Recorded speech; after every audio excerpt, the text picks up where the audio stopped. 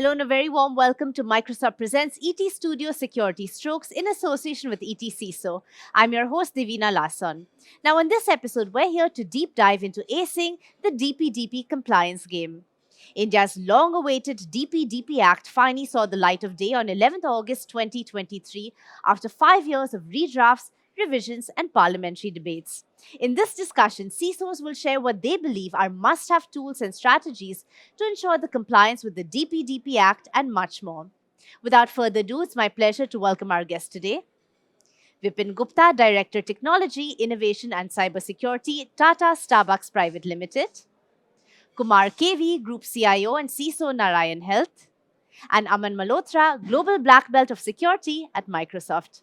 Gentlemen, welcome to ETStudios. Thanks for joining us today. It's an absolute pleasure to have you here. Thank you. Thank you. So, we're here to talk about a really pertinent, very relevant topic right now, acing the DPDP compliance game.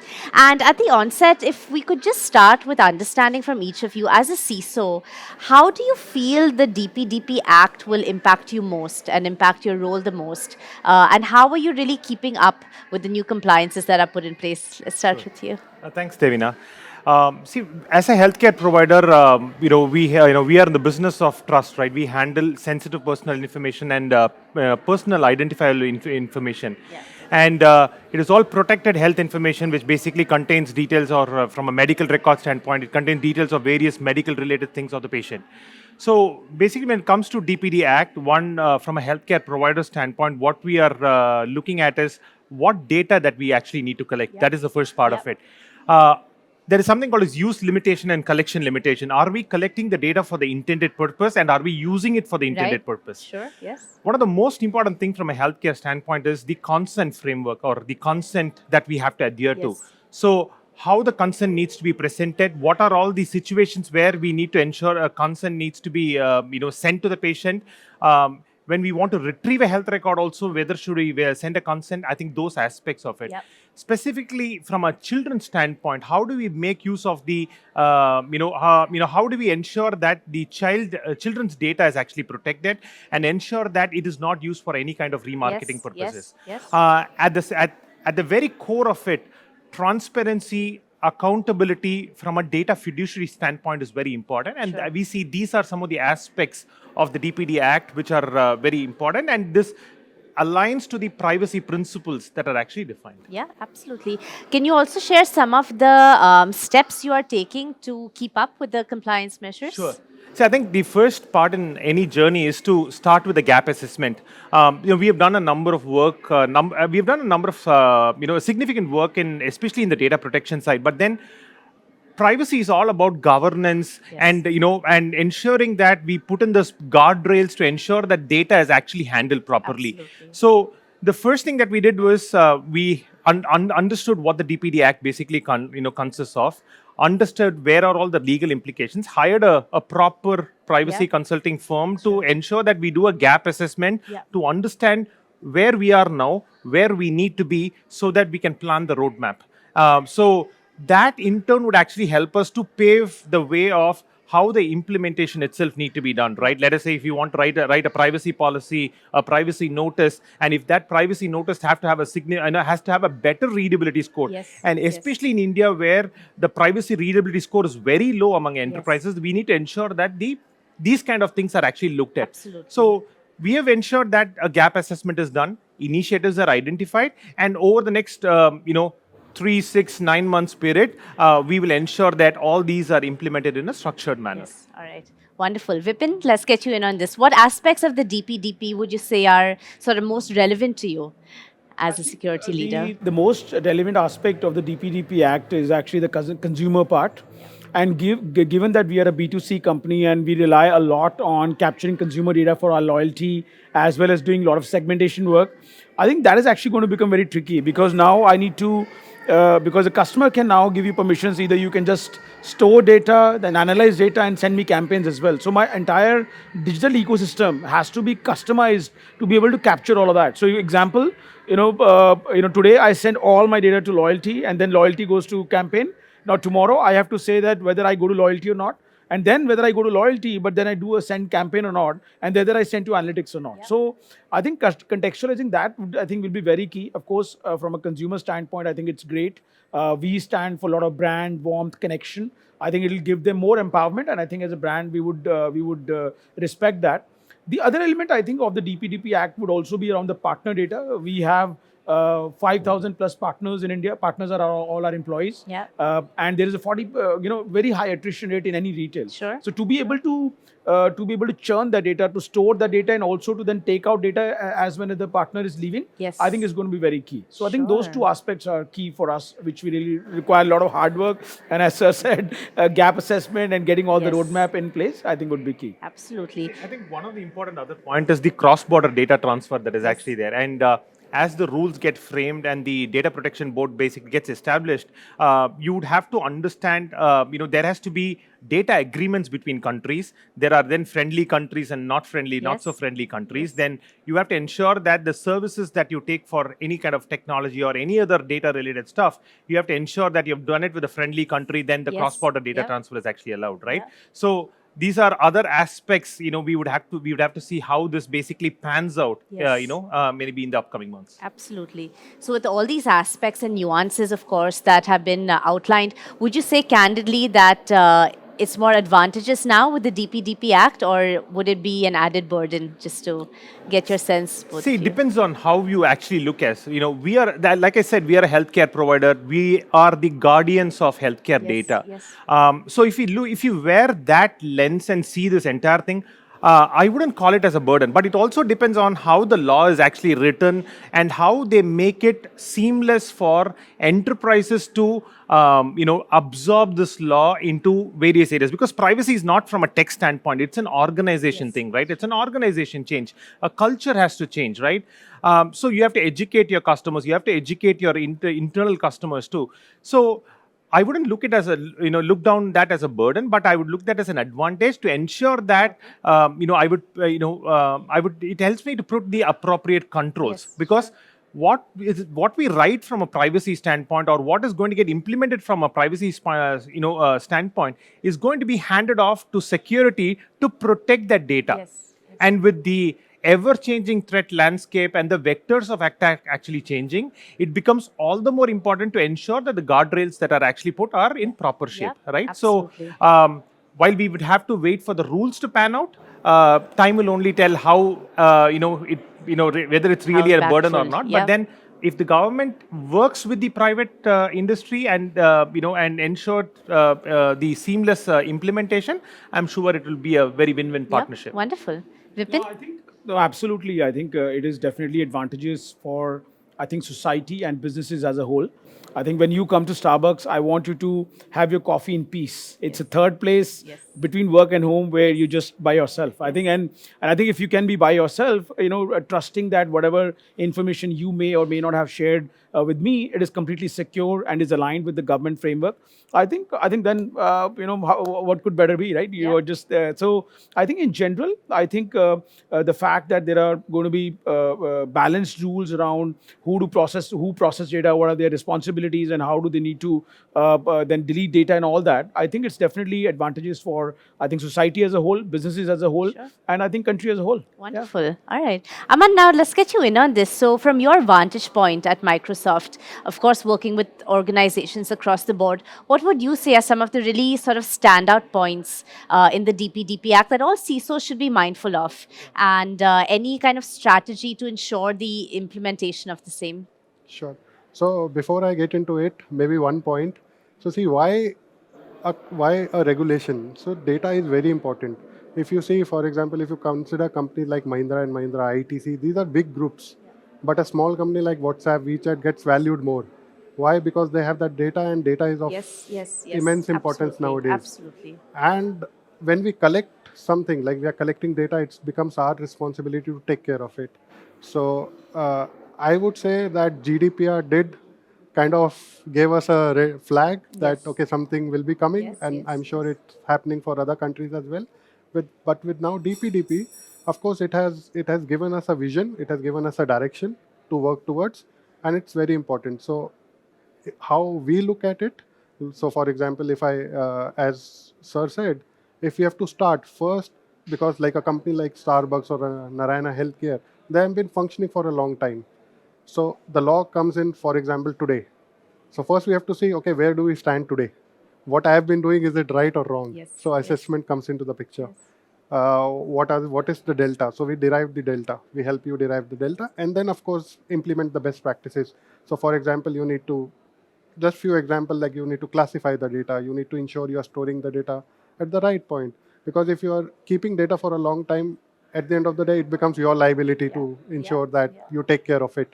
And now with government coming into the picture, of course, it's even more liable and even more important to take care of the data. So that's one part. Second thing, classification, and then you need to take care of the governance. And I think, as Sir said, privacy, security works hand in hand. Privacy is like a wheel, and maybe security is just one spoke. So you have to change the culture. Every person, like if somebody is visiting Starbucks store, people who are collecting the data, if there's a consent button introduced, just an example. Yeah. So everybody is following the process at a high level. Leaders like, for example, Sir, they are implementing that process. So we at Microsoft work with them. Yeah. One, where they stand today. Second, what is the delta? And third, how to solve the delta, and then follow it as a process. Yes, absolutely.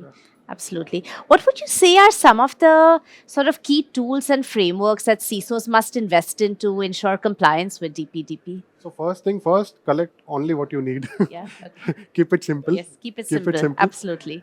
Yeah. Second, of course, rightly pointed out by Sir, first thing first, find out what you are doing today, what's the delta between what's expected of it, derive that, and then move into the technicalities, best practice, whatever you are collecting, classify, tag. Uh, just to call out, for example, Yes. if you take my name, Aman, it's not PII, but if you take Aman plus anything else, my phone number, my date of birth, then you can relate and point out to me as an Yes. individual. So it becomes PII. So if you are collecting and getting into that framework, then you need to ensure you are classifying, you are storing, and then taking care of the data. The controls are in place, and data at rest, motion, in use, everything is taken care of. And as Sir was saying, if you don't need it, you need to discard it. Absolutely. Simplicity is key. Just on one point around frameworks, I just want to mention, I think it is also important to not have just look at the boilerplate frameworks. Right? I think every organization need to think where their current maturity is in both in technology, security, and privacy, and then decide what the right framework and hence the roadmap for that is. And of course, organizations like Microsoft can actually help us expedite the journey. But I think the contextual understanding of the business is very key. Yeah, absolutely. Yeah. And just to add one point, it's not a one-time activity. Of course. So Of course. CISOs Of course, are of also course. becoming DPOs now. Exactly. It's ongoing. Yes. Yes, absolutely. So, Kumar, keeping in mind the context of everything we've discussed so far, could you summarize a few sort of key takeaways that CISOs must adhere to, again, to ensure compliance with DPDP? Just really making sure that every step of the process, as we understand it today, is taken a look at and really complied with. Yeah, see, I think, I think CISOs should take a step back and first articulate the data lifecycle management for the entire enterprise. Because privacy is all about, deals with a ton of data, right? How do you handle the data? How do you process the data? How do you archive? How do you purge it, right? So your journey starts from data lifecycle management, understanding the various aspects of data, from a finance standpoint, let us say, or a manufacturing standpoint, or if you're collecting from any sensors, or any telemetry data, right? And understanding what the law basically says. If the law is actually clear, then that's fine. Then you have to understand how long it need to be retained, and then to move to archive and purging. But then if the law is hazy, then take a very forward call of what it needs to be done, or because you can't archive it for life too, because then that would be added cost.